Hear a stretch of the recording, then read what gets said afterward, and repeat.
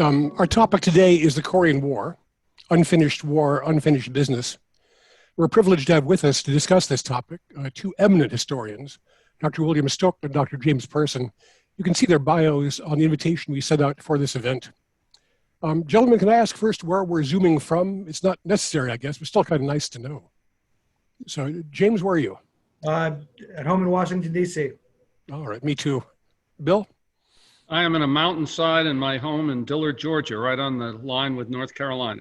Oh, that sounds delightful. Excellent. For the proceedings today, what we'll do is both James and Bill have a presentation they'll be making. So we'll take those first, with Bill starting. And then afterwards, I have a few questions to ask of my own. And then we'll turn to the questions and answer function from the audience on the Zoom platform. So please use that Q&A function at the bottom of your screen if you're using Zoom. And feel free to start posting questions anytime you like. So tomorrow, June 25th, will mark the 70th anniversary of the outbreak of the Korean War. Apart from remembering the sacrifice of the soldiers and the catastrophic effects the war had on the Korean population, the history is worth discussing because the origins of the war and its outcome still shape the world today. So Bill, can I ask you to go first, please? Yes. I want to talk about the Korean War in the context of the evolution of U.S.-South Korean relations. And I want to start quoting, partly quoting and then paraphrasing a document written by the Joint Chiefs of Staff in September of 1947, which stated that from the standpoint of military security, the United States has little strategic interest in maintaining troops and bases in Korea. And it went on to say that any US offensive on mainland East Asia would bypass the peninsula, and that air power stationed in Japan and in Okinawa could neutralize any threat that the Soviet Union posed to the United States military position in the region. Now, I'd like to move backwards temporarily 4 years to October of 1943 and quote a State Department document which stands out in contrast. It stated, Korea may appear to offer a tempting opportunity to Soviet Premier Stalin to strengthen the enormous economic resources of the Soviet Far East, to acquire ice-free ports, and to occupy a dominating strategic position in relation both to China and to Japan. A Soviet occupation of Korea would create an entirely new strategic situation in the Far East, and its repercussions within China and Japan might be far-reaching. So I want to deal with three questions here.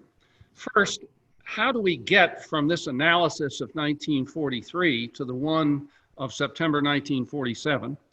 Second, how do we get from September 1947 to June of 1950 when the United States intervenes militarily in the face of the North Korean attack? And finally, how do we get from that intervention to the development of an enduring alliance between the United States and the Republic of Korea?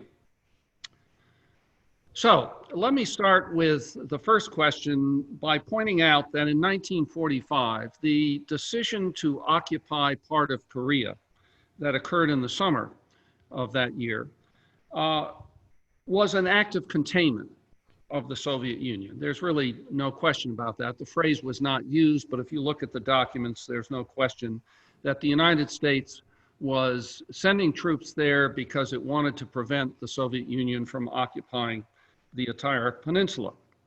Now, this decision came at a time when the United States was fully mobilized for war, whereas the JCS assessment of September 1947 came after 2 years of a messy occupation of South Korea, the rapid demobilization of US forces, and the rise of high-cost challenges in Europe. That is to say, 1947, the year of the Greek-Turkish aid program and the origins of the Marshall Plan. The subsequent withdrawal of US forces from Korea between 1947 and June of 1949 can be explained in this context. And that, of course, included a very shaky relationship between the United States and the government of Syngman Rhee, which was established in the summer of 1948. There was a real psychological problem in many ways between the United States and South Korea at this time. For one thing, the Koreans had expected to be freed immediately after World War II with the defeat of Japan, and that was not in the American agenda. It was felt that Korea would need a period of tutelage before it became independent and could rule itself. Now, part of that psychological problem was alleviated in 1948 with the granting of South Korea's independence, but there still was, especially on the side of the Korean right, real resentment that the United States had been a major factor, arguably the key factor, in dividing Korea in 1945. The Americans, on the other hand, their point of view was basically, look, we released you from, or we liberated you from Japan. By the time we got to Korea, Soviet troops were already there. So what we did essentially was save half of the peninsula from communism. So there is that psychological division between the two sides that is very pronounced, really, in the process leading to the American withdrawal in June of 1949. However, by that time, the American stake in Korea was considerable. That is to say, the United States had been the lone occupier of South Korea, and the Soviet Union was the lone occupier of the North. It was the only occupation after World War II that involved the United States and the Soviet Union alone. That created a sense of a stake, a political stake on the part of the United States, essentially to win or at least have a draw in the outcome on Korea. Then the United States went to the United Nations in September of 1947 to, in effect, create a independent government within South Korea. So the State Department felt that there was a major credibility problem that we had in Korea, that we couldn't simply write off the peninsula. And that really was the foundation for the intervention militarily in June 1950 when North Korea attacked. Really, Truman was known for being very good in a crisis, but not good at avoiding crises. This is a classic illustration of that because the State Department and the military had essentially been at loggerheads over Korea. It remained an unresolved division until the North Koreans attacked. And then the State Department really took the lead with Dean Acheson as Secretary of State in making proposals as to what to do. And with that procedure, it was pretty much inevitable that the United States would intervene.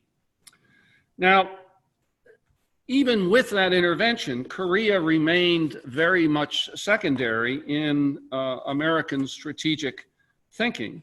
And I think that fact is illustrated with the decision of the United States in late 1950 and early 1951 not to expand the war. So why, after the armistice was signed in July of 1950, did the United States immediately move to establish a military alliance with the Republic of Korea? And the answer essentially is because Syngman Rhee threatened to refuse to either sign or abide by the armistice unless we gave him, the United States gave him a national security treaty. In fact, the United States really did not want such an alliance at the time for several reasons. For one thing, the United States feared that Rhee would find a way to break the armistice and force the United States to help him unite the peninsula militarily. And that was the last thing the United States wanted. Second, even if the war started with an attack from the north, the United States wanted to maintain the flexibility in light of possible situations elsewhere. One thing that's very important in understanding the intervention in June 1950 is that combat troops were not sent there until intelligence indicated pretty clearly that this was an isolated incident. It was not the beginning of a major Soviet offensive along its periphery. And that was still a concern in 1953. That is, if fighting did break out, the United States didn't want to have a lot of troops bogged down there if there was a lot of action elsewhere. Thirdly, the United States wanted to explore the possibility of neutralization of the peninsula. And it was felt that if there was a formal alliance between the United States and South Korea, that would make any negotiations with the communists much more difficult. As it turned out, that whole idea pretty much fizzled in light of the fact that the American military was never really on board with it, nor was Syngman Rhee. And finally, the United States did not want a formal alliance with South Korea because it wanted to continue to feature the role of the United Nations on the peninsula as a deterrent to future problems, but also as a contribution of military forces to the UN command. And it was felt that if the United States formed a bilateral pact with South Korea, it would provide an excuse for other contributors to the UN command to withdraw their troops. And of course, over time, between 53 and 57, 58, that's exactly what happened. There was a very substantial decline in the contribution of other UN members to the United Nations command. Now, Rhee still did not get all he wanted. First, the United States insisted on a one-year escape clause. That is, either party could back out of the alliance with 1 year's notice. And second, in the event of an enemy attack, the United States agreed only to, quote, meet the common danger in accordance with its constitutional processes, which was hardly the kind of wording in the NATO treaty. So the US-ROK relationship in 1953 seemed hardly promising for the successful long-term alliance that we see exists right to the present day. So what happened to make it successful? Well, let me just quote for a moment or summarize a US policy paper in November of 1965, which is rather revealing in the evolution of how Americans defined US interests in Korea. There were two elements of continuity in the paper. First, US interests included the desire to prove in Asia through the Korean example, and as in Taiwan, the viability of the non-communist approach to nation building. And we can see rhetoric somewhat to this effect going all the way back to 1946 and documents that included Harry Truman signing off that this was an area of contest between the United States and the Soviet Union and was very important in terms of the future of democracy in Asia. And of course, that concern in terms of nation building increased after 1949 and the Chinese Communist victory on the mainland, and then of course during the Korean War with the Chinese intervention there as well, which of course created great bitterness in the United States, not to mention a deep concern about the revolutionary nature of that regime and its impact on the Third World. A second continuity in this document was that that our position in Korea was necessary to maintain, to demonstrate the dependability of the United States in supporting its allies. Of course, a continuation of the concern about American credibility. But two other considerations also appeared in the 1965 paper. First was to maintain Korea, quote, as a buffer between Japan and communist Asia. And second, to maintain, and I quote, a forward free world defense position on the Asian mainland. So how do we explain these additional sources of a sense of interest of the United States in Korea? For one thing, the Korean War had made possible a large increase in American defense spending and preparedness. In fact, from the Korean War on, the United States, through the rest of the Cold War, was in a position of semi-mobilization. So you didn't have the problem after the Korean War about demobilizing our armed forces almost completely, as we had after World War II. A second factor also was that the thinking about what the U.S. economy could sustain had changed dramatically since the late 1940s. We had a much more of an optimistic view of the amount of money that could be spent on the military and still sustain a prosperous economy over the long-term competition that was anticipated with the Soviet Union. Even so, the United States constantly tried to cut the cost of its commitment in Korea after the armistice in July of 1953. But by late 1965, very concrete signs had emerged that the Republic of Korea could become less of a strategic liability to the United States and perhaps even a strategic asset. And I'll just note in concluding here a couple of things. First was the settlement of South Korea with Japan, led by the, well, not a military leader at that time, but Park Chung-hee. This, of course, gave the Americans hope that South Korea would get a real economic boost that would make it less dependent on the United States. Second came the commitment of South Korean troops to Vietnam. And this was very important to the United States because the United States wanted to convey the idea that this war in Vietnam was not just white versus yellow.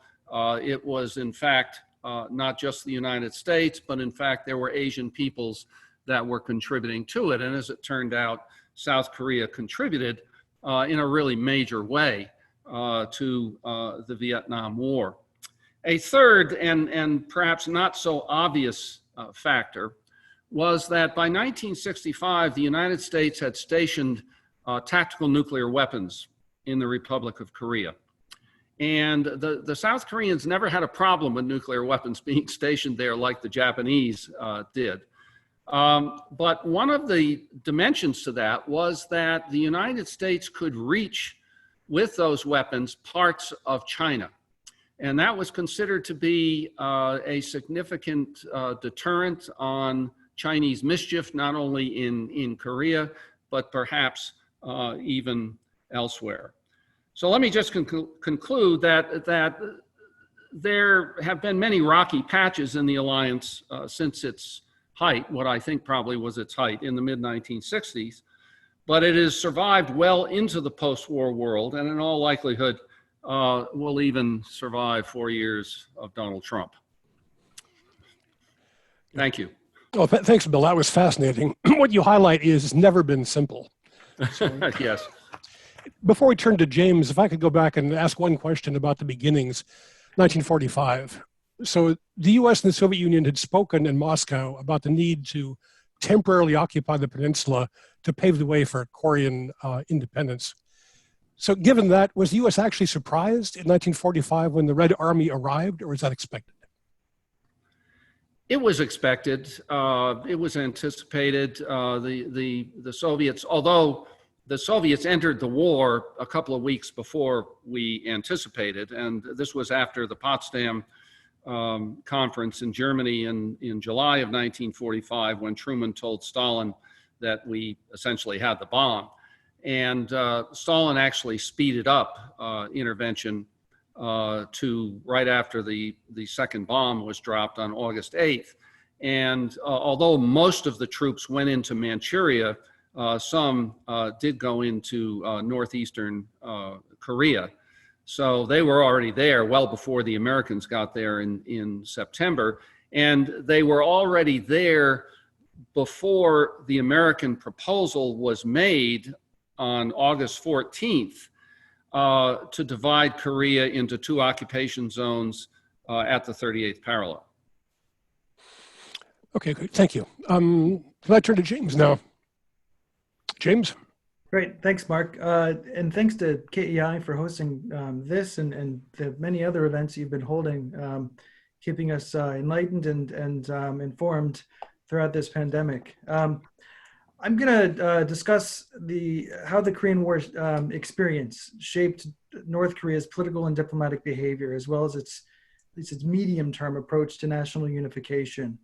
As Professor Stueck said, it was North Korea and not the Americans or the South Koreans who started the war when they crossed the 30th parallel and invaded South Korea in June of 1950. We know with certainty from the materials released from the Soviet archives that North Korean leader Kim Il-sung sought and received the blessings of the Soviets and the Chinese to start the conflict. He didn't just receive the blessings, though. The Soviets actually provided the critical offensive weapons that Kim needed to carry out the attack, and Soviet advisors even drew up the plan of attack. As we're aware, though, Kim's gamble to reunify Korea failed. Kim rolled the dice, and the Korean people paid the price, and they paid dearly. The people of North Korea suffered 3 years of carpet bombing with next to no concern for civilian casualties. Several 100,000 people were killed. The Korean War left North Korea economically and socially fractured. The country was really in shambles. One could argue that no country in modern history was more devastated than the DPRK. U.S. strategic bombing laid waste to much of North Korea's modestly developed industrial sector. American bombs also devastated cities to rubble. According to Soviet reports, there was just one building in Pyongyang, the capital of North Korea, that was not damaged by bombs. The countryside was not spared. The targeted bombing of irrigation dams and reservoirs, especially in the later stages of the war, decimated the countryside too. You had these bombings flooded fields, inundated villages, destroyed food reserves, and killed livestock. In 3 years, the U.S. dropped on the Korean Peninsula some 635,000 tons of bombs. Incomplete North Korean data that was actually shared with communist governments in late 1953 indicated that some 600,000 houses, 8,700 factories and enterprises, 5,000 schools, 1,000 hospitals, 263 theaters and cinemas, and thousands of other cultural institutions were destroyed as a result of the U.S. sustained bombing campaign. These are all from Soviet sources. Gross industrial output was reduced by more than 40% compared to pre-war levels. Despite this destruction, though, Kim Il-sung, North Korea's founding leader Kim Il-sung, was able to emerge from the conflict and destruction with his authority intact. Surprisingly, he didn't suffer politically as a result of his disastrous bid to unify the peninsula by force. He was a man who had enormous political talent and actually managed to strengthen his position at the helm of the Korean Workers' Party. This was in part a result of his efforts to restructure the Korean Workers' Party, a task he was able to carry out after China took control of field operations in late 1950. For several weeks after the initial invasion of South Korea, things seemed to be going well for North Korea. However, the tide shifted following the September 15th, 1950 Incheon landing. The KPA, the Korean People's Army, soon found itself in full retreat and on the edge of oblivion. The disarray in the North Korean leadership during the occupation of much of northern Korea by UN and ROK forces demonstrated to Kim that there were a lot of inherent weaknesses in his party. You had tens of thousands of party members cooperating with US and ROK officials or concealing their membership in the Korean Workers' Party by destroying or burying their party identification cards. Once battle lines stabilized again, ironically not far from the 38th parallel, party officials in Pyongyang started to launch a massive purge of local party officials who became scapegoats for the misfortunes of the regime. And people who were disloyal or who concealed their membership in the Korean Workers' Party were also purged for this act of disloyalty. So you have this massive purge that's carried out, but Kim halts it. He halts the purge and orders that the party show leniency, especially toward those who concealed their membership or who destroyed or hid or damaged their party identification cards. And in fact, he went on to restore their membership to the party. These actions earned Kim the loyalty of many of the rank and file of the party members. He actually went on to then expand the party by doubling its size, increasing the membership. He also strengthened his position in the Korean Workers' Party by purging his longtime political rival, Park Han-young, who enjoyed the backing of many older communists and who had his base of support in South Korea. Kim accused him of being an American spy going back to the colonial era. Now, many of those who might have actually opposed Kim's actions or Kim's dominance fled to the South during the war. Others were just struggling to eke out an existence in a war-devastated North. So Kim emerged from the war with his authority strengthened. He sat very comfortably at the pinnacle of power of a mass party.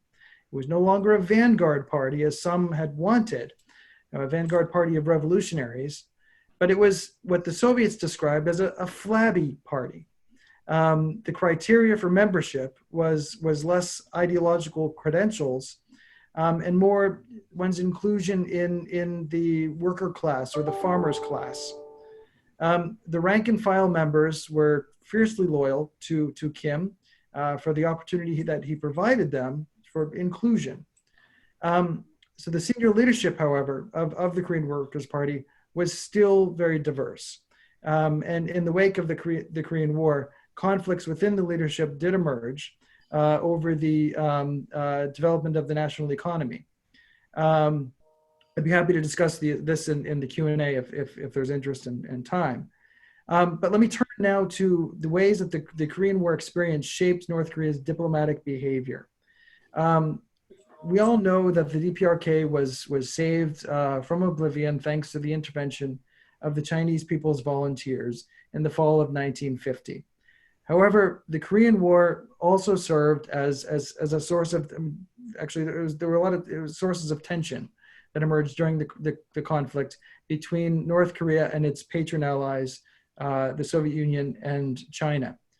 Looking at the Soviet Union, while Stalin did give Kim Il-sung the green light to invade the South and provided Kim with the weapons, the offensive weapons, and also a plan of attack, the Soviet Union did not come to Kim's aid when defeat looked certain after the Incheon landing and before the Chinese had actually committed themselves to send the so-called volunteers.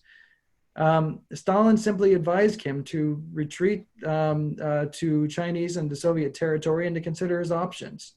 It doesn't take a professional, psychologist or to realize quite what damage this would do to Kim's perception of the USSR as a reliable patron.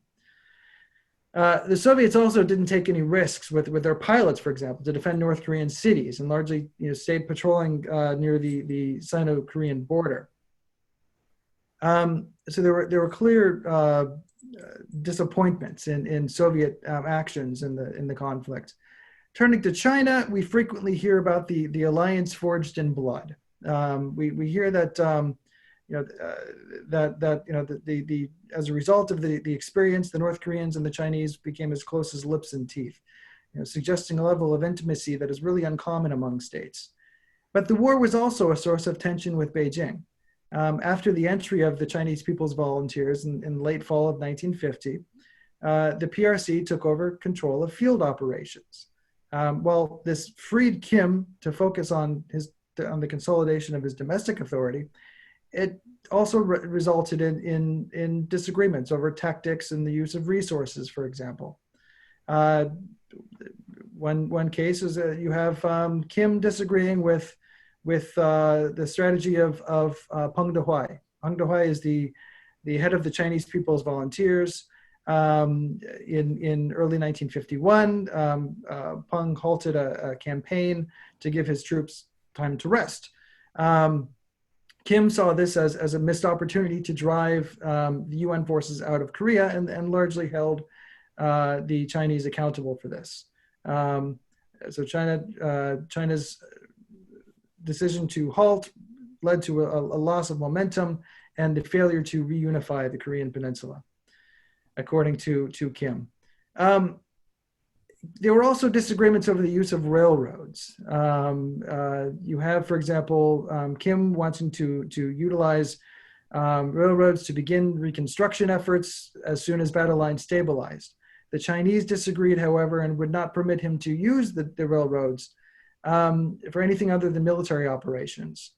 This led to a conflict and the perception that the Chinese were being overly interventionist in Korean politics and not respectful of Korean sovereignty. Tensions, particularly with the Chinese, lingered long after the armistice in July 1953.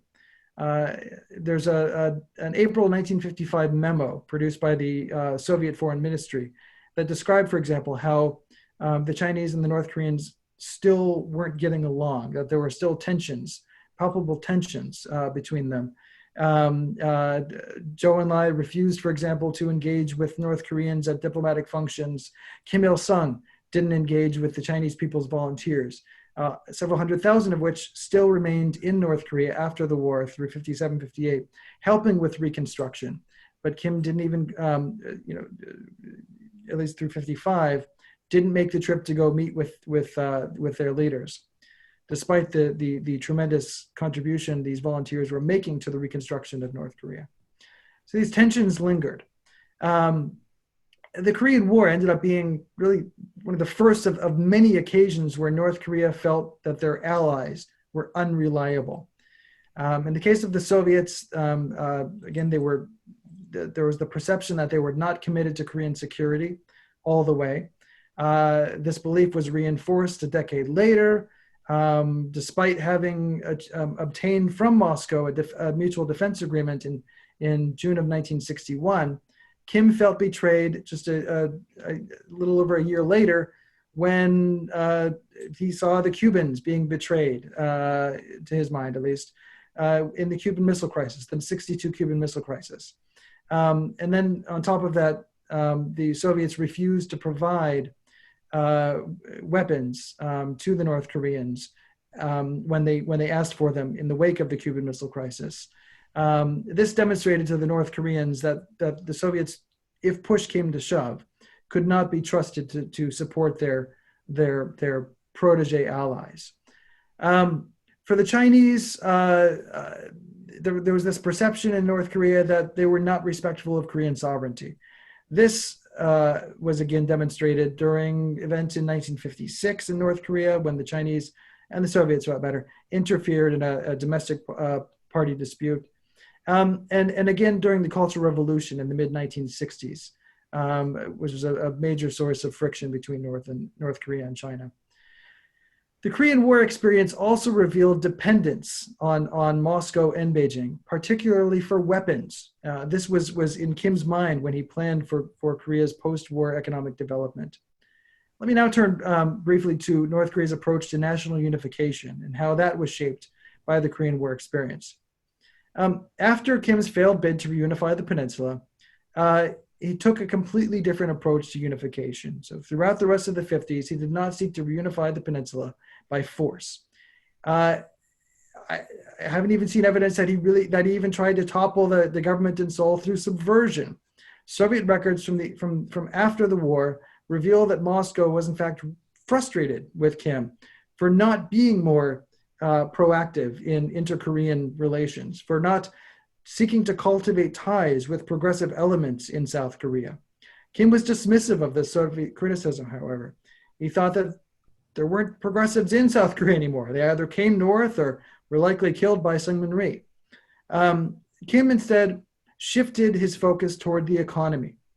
He sought to take advantage of the near total destruction of cities and industry in the country to rebuild in a manner that would eliminate colonial era distortions to the national economy and prevent the potential for future dependency relationships, especially dependency relationships on allies, on the Soviet Union and China.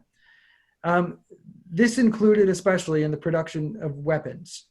Through general industrialization, with an emphasis on heavy industry, North Korea would become a strong, powerful, and independent country. Industrial development, Kim believed, would serve as a magnet for the people of South Korea, who would be so impressed with what was achieved in the North that they would shift their allegiance to the DPRK. This seems to have been the strategy for that throughout the rest of the 1950s. And this policy, which was really focused on development first and unification later, really lasted right up through 1960, when events in South Korea caught Kim by surprise. The ouster of Syngman Rhee in April 1960 shocked the North Korean leadership. They could have never have imagined that a popular movement would force the authoritarian Rhee from office.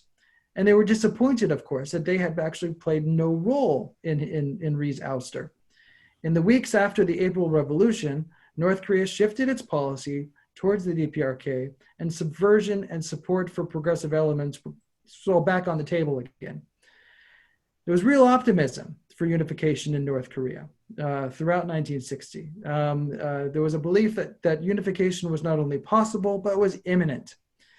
This ended abruptly, however, in May of 1961, when Park Chung-hee seized power and established an anti-communist military junta. Park's junta, interestingly, shared Kim's zeal for economic development. Park also adopted a policy similar to that of Kim, of development first and unification later. Park was more successful, however, than Kim was, and thanks to his ability to secure capital and to get access to advanced technologies. And this was, Professor Stueck mentioned the relationship with Japan under Park. That was, you have the normalization in 1965, which gave South Korea access to the advanced technologies and to capital that they needed to develop their economy. And then by sending, for example, troops to Vietnam, this also resulted in loans and contracts that led to an infusion of capital to fund Park's economic or industrial development. Kim did not have this, though. He could not get access to the necessary capital and advanced technologies to sustain North Korea's economic development. And this was a result of emerging tensions in Sino-Soviet relations. The idea that Kim was able to skillfully play Moscow and Beijing off one another and extract maximum concessions is inaccurate. He suffered greatly as a result of the Sino-Soviet split. And again, I'm happy to discuss this more in Q&A if there's interest. By the end of the 1960s, Park had managed to surpass North Korea, and Kim lost the competition for using industrial development as a magnet for unification. I always tell my students that much of North Korea's contemporary behavior can be more accurately interpreted or better understood if we better understand this important period in North Korean history, the Korean War era and the immediate post-Korean War era. The Korean War experience shaped North Korea's behavior long after the armistice. The destruction left a tremendous sense of insecurity and vulnerability, which could not be assuaged by allies. And in fact, the behavior of allies during the war and after only reinforced Kim's belief that you can rely only on yourself. So with that, Mark, I look forward to Q&A and to the discussion.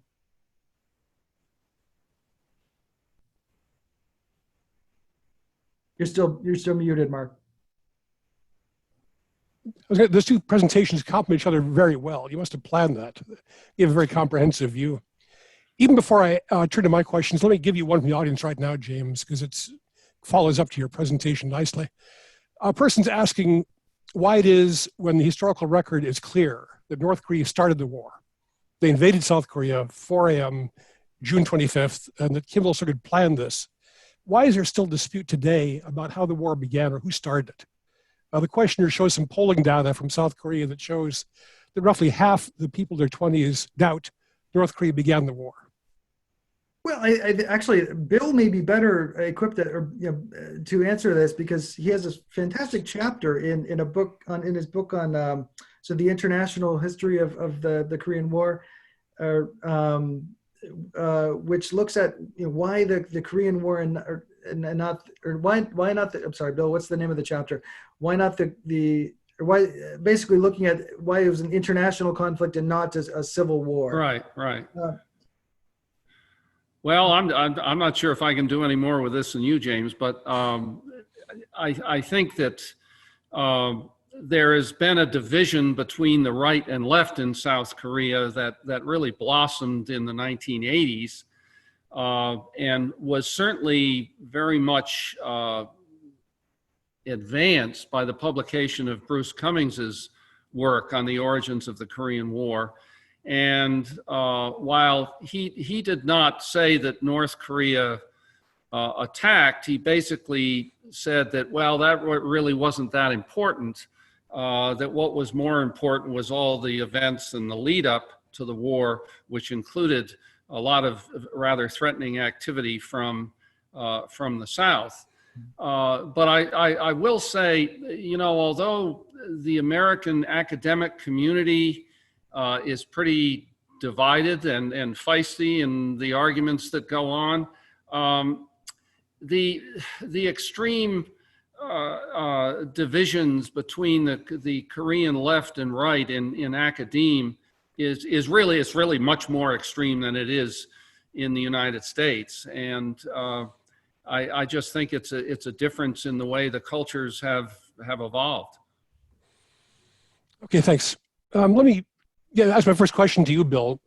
So in the 1940s, as you've said, the U.S. was quite eager to leave the peninsula. We had no interest in having troops there. But in 1947, when the U.S.-Soviet Joint Commission collapsed, was there concern in the U.S. circles that a war is possible? And was there some theory about how much deterrence they might need to prevent that? There was some concern. I think that there was perhaps a bit more concern on the part of General Hodge and folks in the actual occupation, because they were closer to the scene of events, obviously. I don't get the impression that was really much of a concern in Washington. And the interesting thing here is, of course, is that as the United States was taking the issue to the United Nations in September of '47, the Soviets were proposing joint withdrawal. And of course, the Americans had no intention of accepting a joint withdrawal without some kind of agreement on unification, because there would have been a civil war had that withdrawal occurred, and the balance of forces between North and South were very much in favor of the North, or at least they were perceived that way in Washington at the time. But you don't really have all that much discussion in Washington, and even not all that much in South Korea on the part of the American occupiers of a Soviet attack on the South while the American forces were still there. Okay, thank you. And James, I'm interested in kind of Kim Il-sung's agency. So it's pretty apparent now that before the war started, he had a lot of influence. He went to see Stalin, he went to see Mao. He was able to persuade them to support him in his invasion. But how much influence did Kim Il-sung have on Moscow and Beijing after the war? So for example, at the 1954 Geneva Conference, did North Korea set its own positions for the conference, or were the terms being set by Russia and China? Well, there was certainly a lot of coordination between the three, much more than on the other side of the Geneva Conference, where you had the United States and South Korea and the the 13 countries that fought alongside or fought under the UN, the banner of the United Nations. There were planning meetings ahead of the Geneva Conference. You had the decision that Molotov would sort of be the spokesperson, but the Chinese really seemed to be pushing their policies. The North Koreans, though, did not simply follow all directives. I mean, they certainly had their own policy priorities, including, for example, they would not accept free elections on the Korean Peninsula, which was something that was raised as a possibility. So the North Koreans, did have enough agency to object to policies, and they simply were not following the Soviet and Chinese directives. Okay, thank you. Then, Bill, moving on chronologically, in the 1950s and 60s, the U.S. must have felt the needs to promote democracy in South Korea, and also to keep South Korea as a staunch Cold War ally. So how did it balance those two impulses? It's clear to me that from June 1950 onward, security trumped democracy as an objective. I think before the war, the United States was willing to push harder than it was later on, and that's demonstrated in the spring of 1950 when Secretary of State Acheson actually warns the South Koreans, if they don't hold an election in late May, a scheduled election under the Constitution, that the Americans would reevaluate their economic aid program and military aid program to South Korea. After the war, the United States certainly tried to push or nudge, I think nudge is probably a better word than push, the South Koreans towards democracy. But the two times when the United States really came down on the side of democracy in terms of being active in a crisis were 1960 and 1987. And the distinctive feature of those crises was the likelihood of civil war in South Korea if democracy did not occur. So in those two situations, the concern for security and the concern to promote democracy were in sync. Okay, thank you. James, my last question then, before I turn to audience questions, is about the North Korean relationship with Russia and China, respectively. So people forget how important the Russian relationship was because China is so dominant now. So going back and forth, you mentioned the Cultural Revolution as being a time when relations became difficult between China and North Korea. At what point did the Soviet Union or Russia really kind of yield to China in its dealings with North Korea? Or when did North Korea give up on Russia, I guess? I don't think they gave up on Russia until the Soviet Union disappeared. I think there was, always, I mean, there was an effort by, well, number one, as I mentioned briefly, I think the notion that North Korea could skillfully play them off one another, exploiting the tensions of the Sino-Soviet split, I think that's dramatically overstated, if not completely inaccurate. They never enjoyed sufficient leverage over either Moscow or Beijing to play them off one another to extract maximum concessions. This is something we need to, I think, re-examine because we use this today to examine the relationship between Washington and Beijing and North Korea's maneuvering. the North Koreans, for example, during the Cultural Revolution, had no choice but to turn to Russia, but Russia was not forthcoming with advanced aid or any efforts to really lighten North Korea's burden.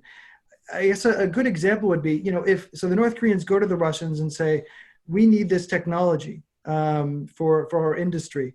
And let's say, what are we on now? We're on iPhone 11. Then we offer an iPhone 2 to the North Koreans. That would be a good way of and the North Koreans were frustrated by this consistently. The Soviets were always offering older generation equipment, and so there was never really an opportunity to again use or to have sufficient leverage to extract. When things were bad with Moscow, they were so bad that they couldn't actually get what they really needed from the Chinese, who themselves were incapable of giving advanced technology and capital. And when relations were bad with China, the Soviets didn't have to even try or to give the North Koreans what they needed. But the North Koreans tried, more than anything, tried to carve out some measure of independence in the Sino-Soviet split, and to maintain a policy of equidistance, to minimize the damage caused by the conflict between Moscow and Beijing, and by the actions of Moscow and Beijing in the broader global Cold War, including in, for example, rapprochement between the United States and China, or détente with the United States and the Soviet Union. So the North Koreans were much more reactive, and just tried to carve out some measure of independence in that conflict. Okay, that's very helpful. Thank you. Let me turn to the audience questions. I've got a question for Professor Stueck from Dan Snyder. And what he's saying is, if you read the documents prepared by State and CIA on the day of the decision to intervene, looking at the invasion, they thought it was part of a global Soviet policy. We know that's not true now. And second, there's a strategic assessment that a failure to respond to the North Korean invasion would put Japan in danger, and maybe even lead to Japan bandwagoning the Soviet Union and China. So how much did those assessments drive Truman's decisions? Oh, that's the kind of tough question I would expect from Dan Snyder. That's why I tried to read it carefully rather than trying to paraphrase it. I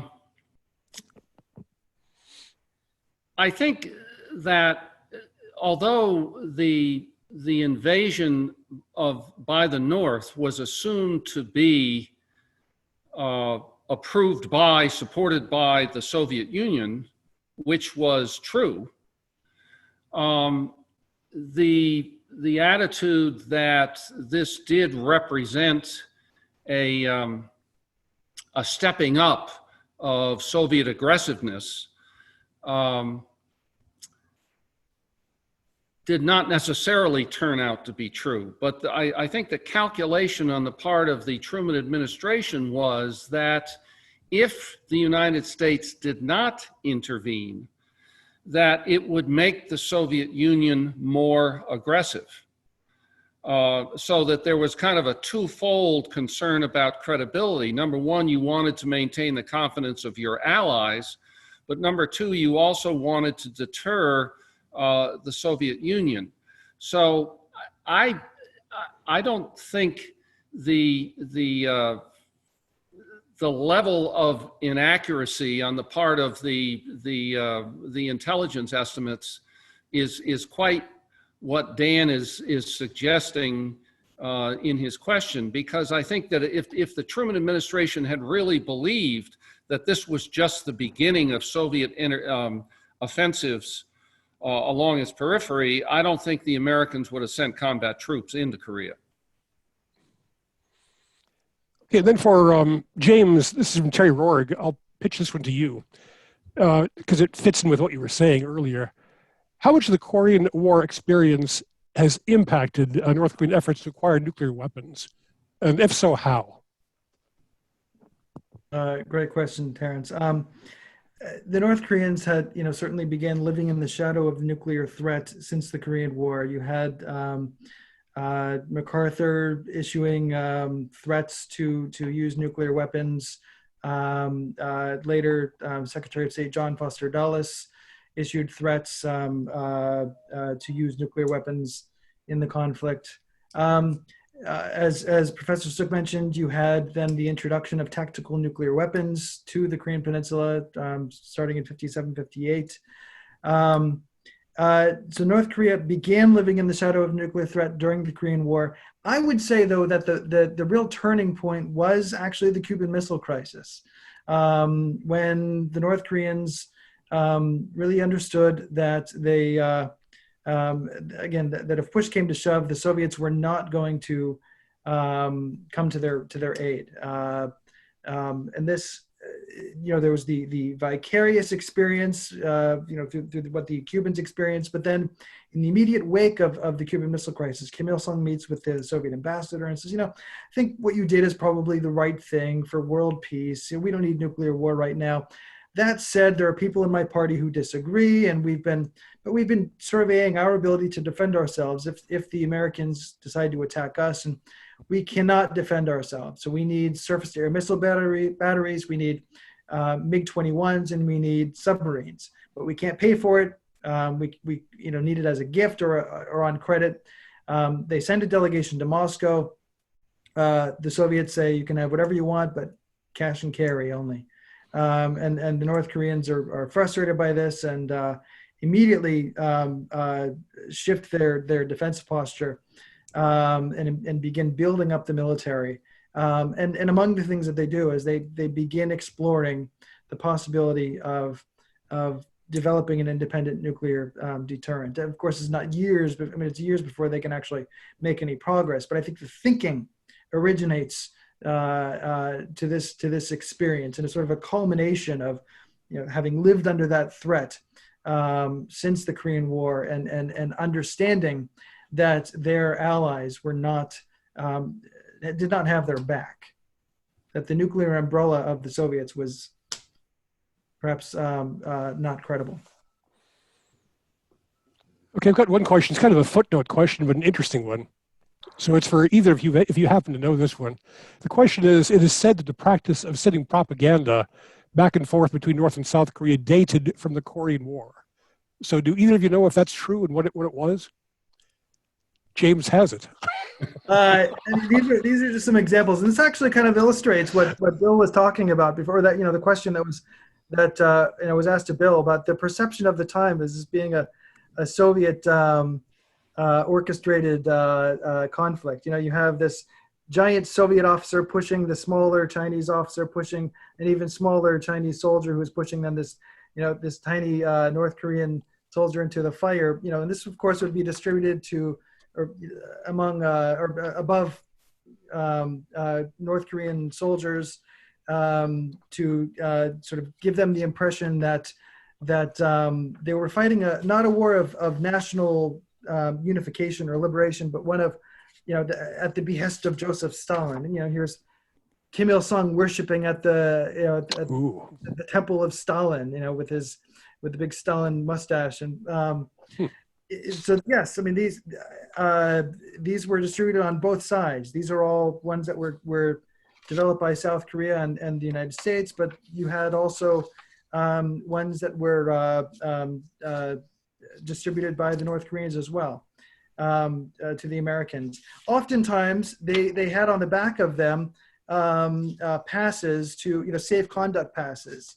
So if you took one of these flyers and you approached an American or an ROK soldier, in theory, you would be given safe conduct, and you could then be given well, you'd end up in a prisoner of war camp, but you'd at least be, you would not be shot on sight wearing an enemy uniform by carrying one of these safe conduct passes. But yes, I mean these were widely used throughout the Korean War. Okay, well, thank you for the visual aids. That was wonderful. There's lots of questions I have, but there's not time for them. So I'm going to put one more question to Professor Stueck. And so this question is, you're known for your discussions of the difference between the Korean War as being a proxy for World War III and the extent to which it is a civil war. So could you please elaborate a little bit on whether the Korean War was a civil war or an international conflict? Well, in a sense, it was both, but I argue that number one, when you look at what happened in 1945, which was necessary for what happened in 1950 as we know it, Korea was divided in two by two outside powers without consultation with any Koreans. So that was purely an international decision. Now, there were very serious divisions already in place regarding the independence movement abroad, the communist movement and the democratic movement or non-communist movement. And there were certain foundations for the domestic divisions as well. But given the fact that the United States and the Soviet Union go into Korea together and essentially exercise sovereignty for 3 years, means that all of the Korean activity is in the context of that presence. And Kim Il-sung plays the Soviets, Syngman Rhee plays the Americans. But again, everything they do is in that context. Now, of course, in late 48, the Soviets withdraw, and then in June 49, the Americans withdraw. But what is the background to the actual North Korean attack of June 1950? Number one, Kim starts lobbying for a North Korean invasion of the South in March of 1949 on a visit to Moscow. So he is clearly not feeling as if he can do what he wants to do without not only the Soviet sign-off, but material Soviet support. And it's not until he gets that support in 1950 that he actually takes the initiative and the war begins. And again, as James mentioned earlier, the original battle plans of North Korea were written in Russian by Soviet advisors. So that it just doesn't make any sense to me to label the Korean War as a civil war, even though there clearly was a civil conflict going on within Korea. Okay, let me thank both of you gentlemen for providing some terrific historical context. That helps us understand where we are better today. So that was a wonderful discussion, and I thank you both. Can you please put the slide up, and I'll talk about some upcoming events. So for our audience, we've got two coming up I'd recommend to you. Tomorrow, June 25th, there's a very special event. It's a 70-year Korean War Friendship Forum. That's actually a coast-to-coast event. It's being sponsored by the Korean Consulate General in San Francisco. That will include some presentations and some musical performances, some star appearances. So it'll be in keeping with our theme of the 70th anniversary of the war. Then July 7th, we'll be doing a conversation with Gordon Flake, who's in Australia, showing the limits of what Zoom is possible of doing. So that'll be a long reach for us. Okay, so thank you all. Thank you again, gentlemen, and we look forward to seeing you at future events.